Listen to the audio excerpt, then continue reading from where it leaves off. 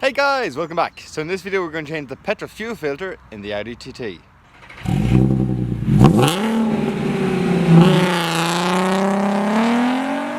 So guys, you gotta ask yourself, when was the last time you changed your filter in your Audi TT? Here we are at the back of the car and we're going to change the fuel filter, which is way up there. First step was to take away the plastic tray. I have it swung out of the way. You can see it there. There's one bolt holding it on. I can't get it undone, but it swings on that, so it's out of my way. Next is there are two zip ties. I think they're factory zip ties from Audi, and they've been released. So now there's a clip at this side, a clip at the far side, and we're going to undo them. And then we're going to drop down the fuel filter.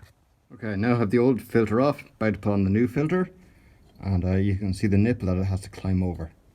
So this is a quick release, and there's a little button just at this side, and the same at this side here. Maybe you can't see it. There's a button just at the opposite side of that clip, and yeah. So when you get the old filter out, put the new filter back in. It's just the exact same. You just push it back in the clips, and they should all clip in. Most important thing is follow the arrows.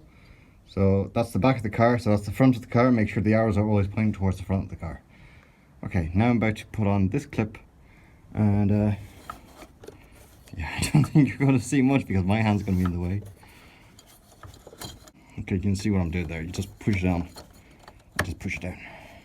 Okay, and have it all back together again. So the two clips in the top, zip ties holding it on. I've got to just snip off the zip ties, and then there's a plate that goes all over this again, or a plastic cover. So that's now the fuel filter done. Brilliant.